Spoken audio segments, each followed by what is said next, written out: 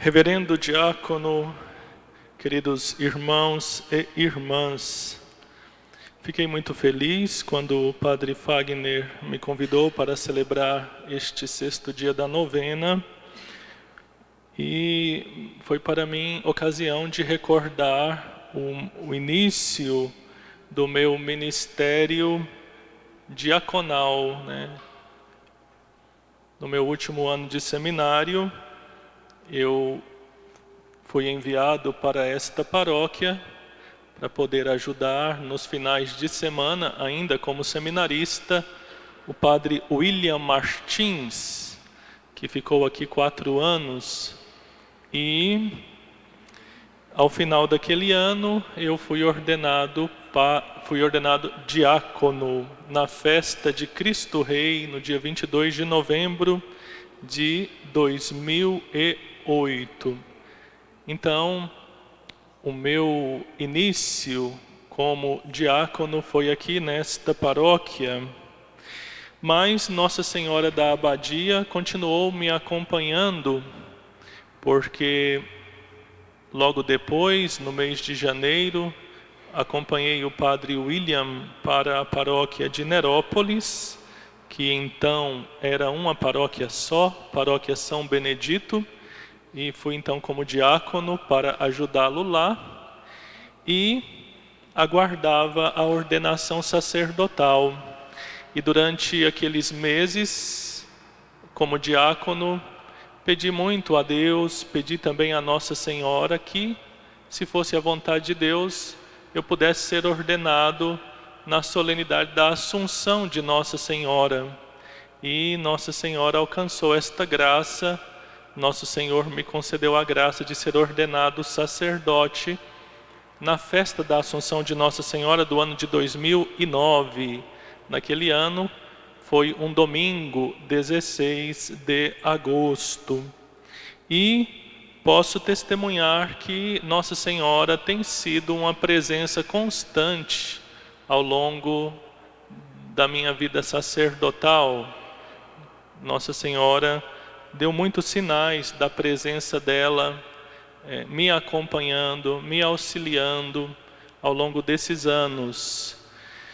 Um desses sinais foi um presente que eu recebi também de Nossa Senhora, de Nosso Senhor, durante os anos de estudos fora do Brasil. Eu fazia os estudos em Roma e tinha ali um padre que me acompanhava como diretor espiritual, um padre que era professor na Universidade da Santa Cruz e também trabalha ainda, na Congregação para a Causa dos Santos. Ele é um assistente do advogado do diabo, porque examina as causas dos candidatos a beatos e a santos. E aquele padre português me acompanhava como diretor espiritual. E, vendo a minha necessidade de poder ajudar em alguma paróquia, sobretudo no período de férias, porque também era um meio, além de exercer o ministério sacerdotal, era um meio de ganhar também algo para o sustento.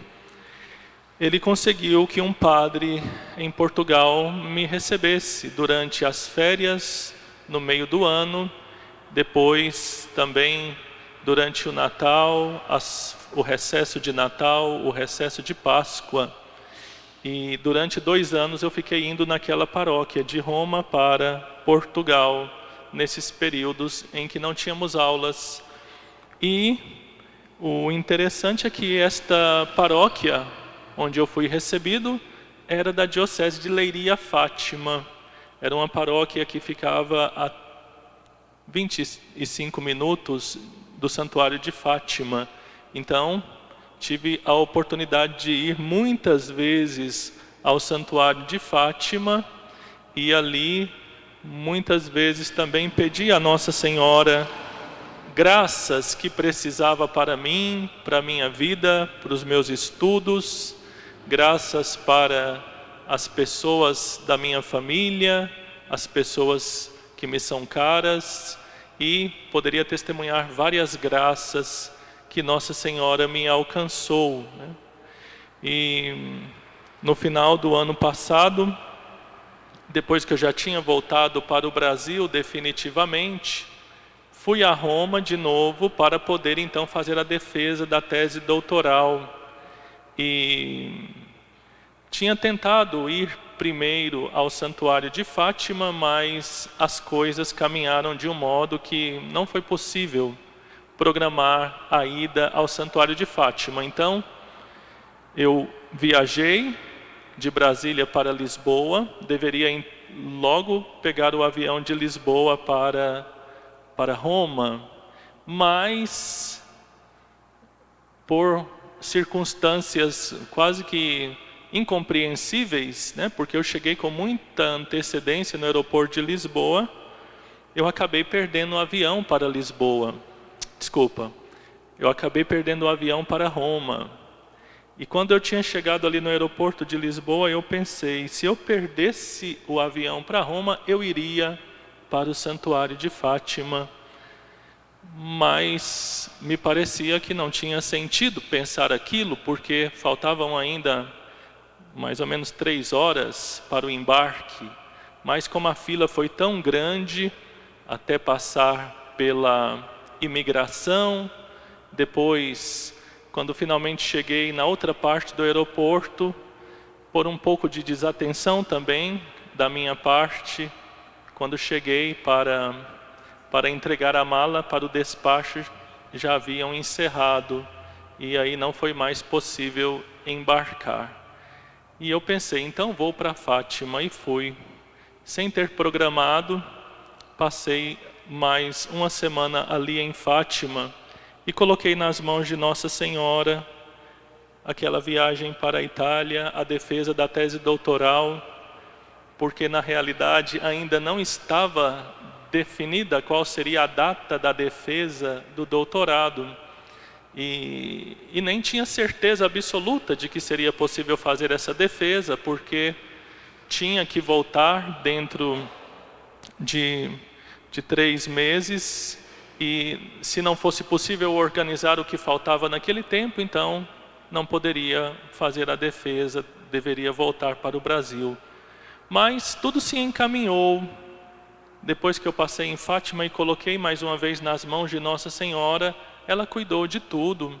E a data da defesa da tese doutoral foi marcada para o dia 2 de fevereiro, que é a festa da apresentação do Senhor.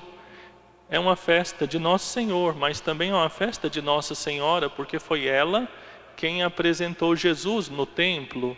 Por isso, a apresentação do Senhor também é chamada da festa de Nossa Senhora da Candelária, né? A festa das luzes, porque ela apresentou Jesus, que é a luz do mundo, no templo em Jerusalém.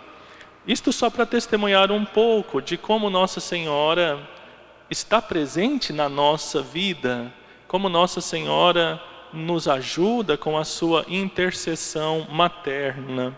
A primeira leitura que nós ouvimos do profeta Ezequiel é uma leitura em que Deus se apresenta como pastor do seu povo. Deus promete que Ele mesmo vai apacentar as suas ovelhas, que são o seu povo. Nós temos o bom pastor, que é Jesus. Ele é quem nos conduz para os prados da vida eterna. É o bom pastor que nos conduz, que nos protege dos ataques dos inimigos da nossa salvação, que nos alimenta com o seu corpo e com o seu sangue na Sagrada Comunhão, nos alimenta também com a sua palavra, é o nosso companheiro de caminhada no sacramento da Eucaristia, porque está sempre pronto para nos receber nos sacrários das nossas igrejas. Mas além de termos esse bom pastor que é Jesus, nós temos também a nossa mãe, Maria Santíssima, que também é como uma boa pastora para cada um de nós. Nós sabemos que o bom pastor, ele faz principalmente duas coisas. Ele conduz as ovelhas para que elas não se percam, porque as ovelhas são animais um pouco tontos, né? Se ficarem sozinhas, sem alguém que as conduza, elas facilmente se desviam do caminho, se perdem. Nós somos assim, nós somos meio tontos na nossa vida. Se não tivermos o bom pastor que é Jesus, e esta boa pastora que é Nossa Senhora, nós podemos também acabar nos desviando do caminho de Deus, do caminho da nossa salvação. Além de conduzir, o bom pastor defende dos ataques dos inimigos, dos ataques dos animais ferozes, defende as ovelhas dos ladrões. E assim também, Nossa Senhora, ela nos conduz para a vida eterna e nos defende dos ataques do demônio, nos defende das seduções do mundo, do pecado, nos ajuda a perseverar no caminho de Deus, no caminho da nossa santificação, no caminho da nossa salvação.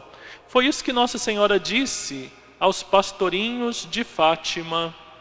Nossa Senhora disse a eles, se não me engano, mais diretamente, ela disse isso a Lúcia: o meu coração imaculado será o teu refúgio e o caminho que te conduzirá a Deus.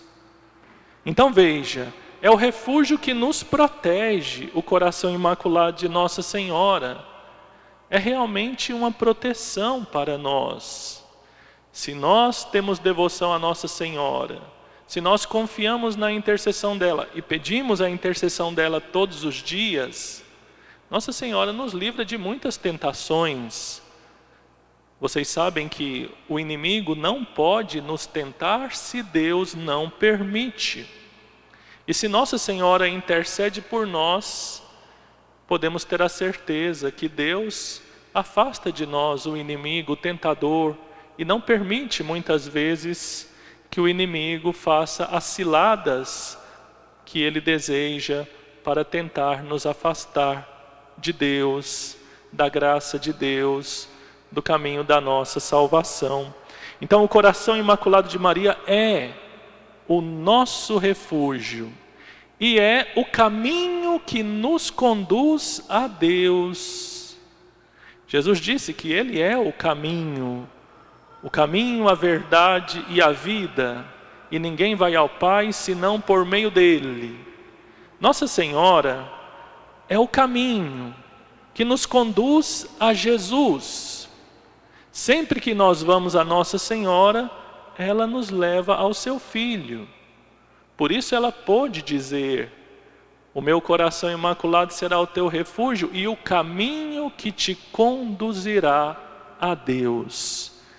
Quem se apega com Nossa Senhora pode ter a certeza que cresce também no amor a Jesus e na união com Jesus.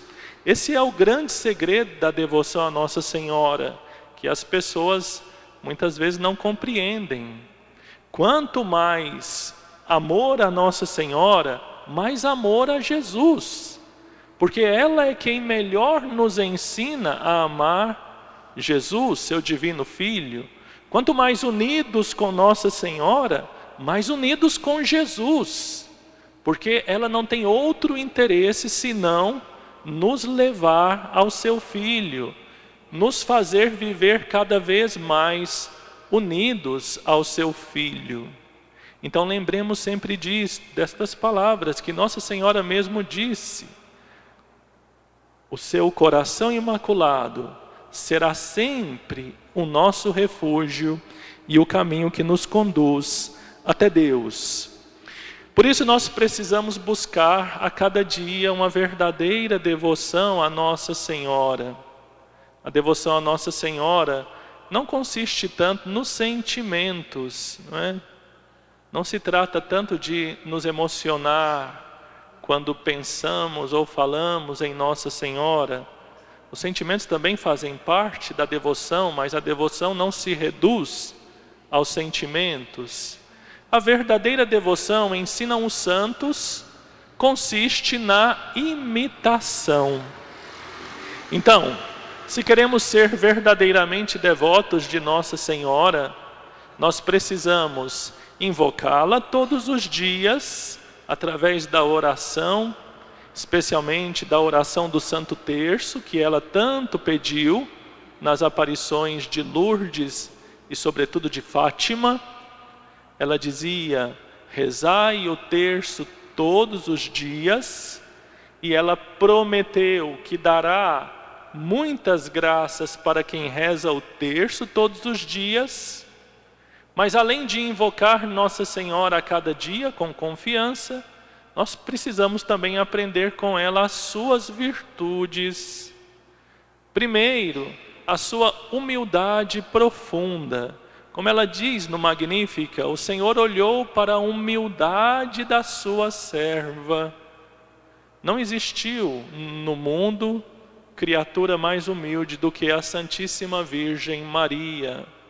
E porque ela foi tão humilde, profundamente humilde, reconhecendo o seu nada, a sua pequenez diante de Deus, diante da grandeza de Deus, é que Deus elevou Nossa Senhora acima de todas as criaturas do céu e da terra, escolheu esta criatura mais humilde que já existiu para a dignidade mais elevada que já existiu e que sempre existirá. Escolheu ela para ser a mãe do seu Filho Jesus, a mãe de Deus. Então, a humildade mais profunda recebeu de Deus a dignidade mais alta, mais elevada. Quanto mais nós imitamos a humildade de Nossa Senhora, mais Deus pode nos enriquecer com os seus dons e com as suas graças, porque não teremos o risco de cair no orgulho de pensar que é por nossos próprios méritos, que é porque nós mesmos fizemos por merecer aquilo que temos. Mas se formos imitadores da humildade de Nossa Senhora, saberemos reconhecer que tudo na nossa vida vem de Deus, é graça de Deus, e por isso devemos colocar tudo ao serviço de Deus.